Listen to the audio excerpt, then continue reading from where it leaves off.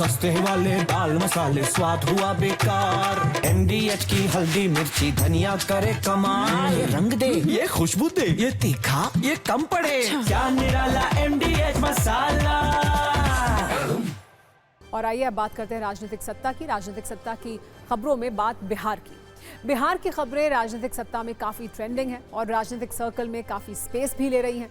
दरअसल इसी वर्ष बिहार में विधानसभा के चुनाव हैं। उससे पहले कांग्रेस नेता राहुल गांधी के साथ तेजस्वी यादव वोट अधिकार यात्रा कर रहे हैं, जबकि कल ही प्रधानमंत्री नरेंद्र मोदी ने बिहार का दौरा किया है। लेकिन उनके बिहार दौरे पर तेजस्वी यादव की एक टिप्पणी से विवाद हो गया है और मामला FIR तक पहुंच गया है। इस FIR के अलावा बिहार में जारी वोट अधिकार यात्रा में नेताओं की भीड़ बढ़ने वाली है। इसमें प्रियंका गांधी, अखिलेश यादव और MK स्टालिन के शामिल होने की खबरें हैं। इन दोनों पर हमने विस्तार से एक कुंजी तैयार की है। इसके अलावा बिहार की ही एक और खबर होगी जिसमें बताएंगे कि क्यों एक भ्रष्ट इंजीनियर ने रात भर नोट जलाए। लेकिन पहले तेजस्वी यादव की FIR की कहानी को आइए समझते हैं। दरअसल कल PM मोदी बिहार में थे। बिहार में उन्होंने करीब 13,000 करोड़ रुपए के प्रोजेक्ट की शुरुआत की। गया जी में उनकी एक रैली भी थी। लेकिन उनके वहां पहुंचने से पहले RJD नेता तेजस्वी यादव का एक सोशल मीडिया पोस्ट वायरल होने लगा। इस पोस्ट में तेजस्वी यादव ने कार्टून शेयर किया था जिसमें PM नरेंद्र मोदी की रैली को बयानबाजी की दुकान बताया था। कार्टून में एक साइन बोर्ड दिख रहा है जिस पर लिखा है बयानबाजी की मशहूर दुकान। कार्टून शेयर करने के साथ तेजस्वी ने पोस्ट लिखकर प्रधानमंत्री मोदी के 11 साल के कार्यकाल के साथ साथ बिहार में NDA के 20 सालों के शासन का हिसाब देने की बात कही थी। उन्होंने आगे लिखा था, गया में लगेगी झूठ और जुमलों की दुकान। प्रधानमंत्री जी गया में बिना हड्डी की जुबान से झूठ और जुमलों का हिमालय खड़ा करेंगे, लेकिन बिहार की न्यायप्रिय जनता दशरथ मांझी की तरह उनके झूठ और जुमलों के इन विशाल पहाड़ों को तोड़ देगी।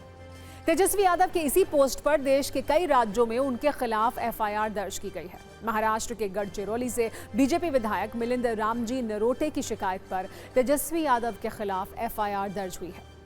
इसमें भारतीय न्याय संहिता की धारा 196, धारा 156, धारा 152 और धारा 153 के तहत मामला दर्ज हुआ है।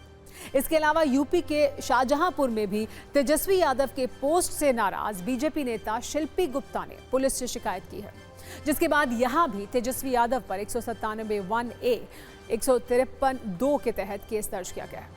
हालांकि तेजस्वी यादव ये कह रहे हैं कि FIR से डराने की कोशिश ना करे बीजेपी, वो डरने वाले नहीं हैं। एक बार सुनिए उन्होंने क्या कहा। FIR से कौन डरता है?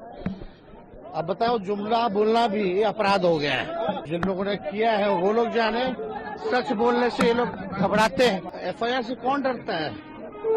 FIR से हम लोग नहीं डरते हैं, सच बोलते हैं। लोगों को सच बोलने से तकलीफ होती है। इस मुद्दे पर अब राजनीति भी हो रही है। पार्टी लाइन पर FIR का समर्थन करने और विरोध करने की होड़ लगी है।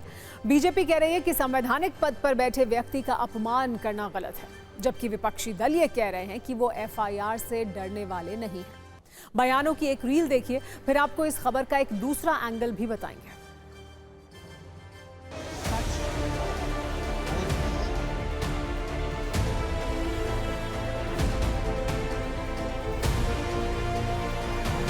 प्रधानमंत्री जी देश की जनता के दिलों में बसते हैं। ऐसे में अपमानजनक शब्दों का प्रयोग करना बहुत निंदनीय है। देश देख रहा है, लेकिन जिनने ये कहा वो सुन लें। सूरज के ऊपर थूकोगे तो थूक तुम्हारे मुंह पे आकर ही गिरेगा। कुछ नहीं लिखा था, बहुत प्यारी बात कही थी कि जुमला जी आ रहे हैं, और वो पार्ले जी वाली तस्वीर की तरह का जो था हमारे समर्थकों ने बनाया। और अगर FIR का डर दिखा करके वो चाहते हैं कि वोट चोर गद्दी छोड़ का बिहार में नारा ना लगे, तो प्रधानमंत्री जी आप मुगालते में हैं, आप अपने लोगों से 100 मुकदमे करवा लीजिए। लालू यादव जी ने भी कभी शब्दों के चयन पर नहीं जोर दिया, जो मन आया सो कहा। तो वापस पूत पर थोड़ा कम से कम थोड़ा थोड़ा तो होगा ही। तो तेजस्वी यादव ने उनसे ज़्यादा गालियां देना शुरू कर दी, और जिन लोगों ने केस की है उनको मैं धन्यवाद दूंगा। सार्वजनिक जीवन में मर्यादित भाषा का प्रयोग और मर्यादित टिप्पणी करना तो मिनिमम रिक्वायरमेंट है ना।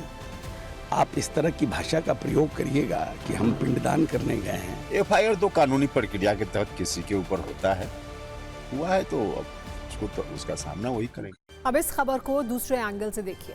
अभी 2 दिन पहले केंद्र सरकार ने संसद में एक विधेयक पेश किया। 130वें संशोधन विधेयक में ये व्यवस्था है कि अगर प्रधानमंत्री, केंद्रीय मंत्री, मुख्यमंत्री या राज्य मंत्रियों को 30 दिनों तक जेल में रहना पड़ता है तो उन्हें अपने पद से इस्तीफा देना होगा। विपक्ष ने इसका विरोध किया था। उन्हें डर है कि सरकार गलत मामलों में फंसाकर पद छीनने की कोशिश कर सकती है। अब तेजस्वी यादव के खिलाफ जो एफआईआर हुई है, अगर ऐसे में उनकी गिरफ्तारी हो जाती है तो उनके लिए समस्या बढ़ सकती है।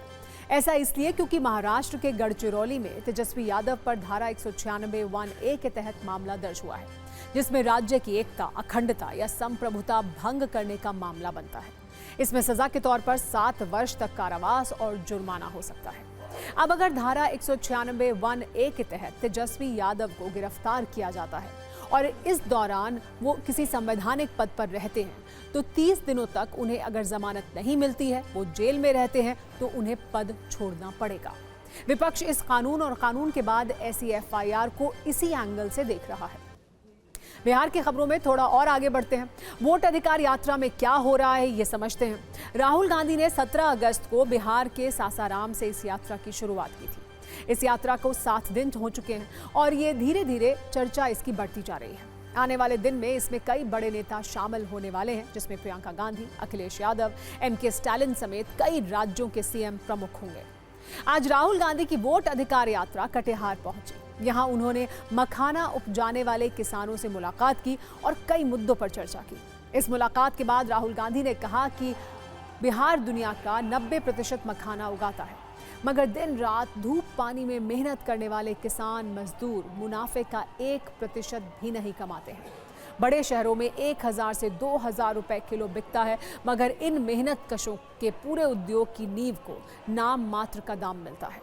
वैसे किसानों की समस्या और हर दिन के राजनीतिक हमलों से अलग हमने ये समझने की भी कोशिश की है कि बिहार में राहुल गांधी की वोट अधिकार यात्रा कैसे आगे बढ़ रही है और इस पूरी यात्रा को कैसे प्लान किया गया है। इस पर हमने अपने न्यूज़ मित्रों के लिए एक रिपोर्ट तैयार की है, जिससे उन्हें राजनीतिक यात्राओं के पीछे की कहानी भी पता चलेगी।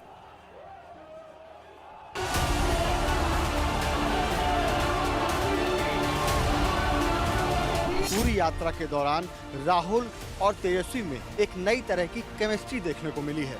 राहुल गांधी के लिए तेजस्वी यादव कहते हैं कि वो आने वाले वक्त में अगले पीएम होंगे, तो वहीं प्रदेश कांग्रेस के अध्यक्ष कहते हैं कि ड्राइविंग सीट पर बिहार से कौन बैठा है क्या आपको नहीं दिखता, यानी इशारा कर रहे हैं तेजस्वी यादव सीएम कैंडिडेट होंगे। क्योंकि और आरक्षण विरोधी है भाजपा, ये बार बार राहुल गांधी कह रहे हैं।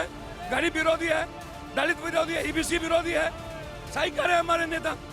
है राहुल गांधी के पीछे पूरा देश का अम्बेडकरवादी, संविधानवादी, लोकतंत्रवादी खड़ा है, चाहे वो कोई जात हो। राहुल गांधी जात नहीं है, इंसान है, इंसान, इंसानियत की बात करता है। बिहार देश का सबसे युवा प्रदेश है। बिहार की 65% आबादी युवाओं की आबादी है। जब 2 युवा चल रहे हैं, बिहार के नेता प्रतिपक्ष और लोकसभा में देश के नेता प्रतिपक्ष, तो लोगों में जो ये जन सैलाब, जन समर्थन देख रहे हैं, ये जन विश्वास और जन आस्था है इन नेताओं में।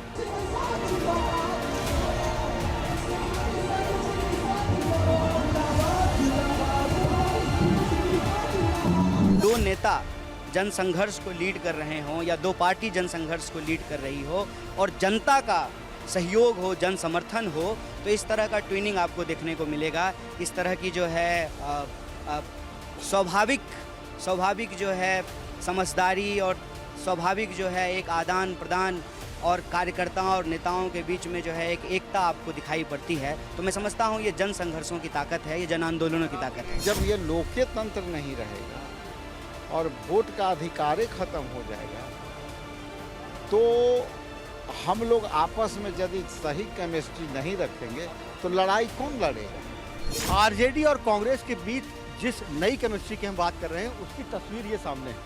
गले में झंडा, गमछा आरजेडी का है और हाथ में झंडा इनके कांग्रेस का है, और ये आरजेडी समर्थक भी हैं। तो नारा क्या लगा रहे हैं आप लोग?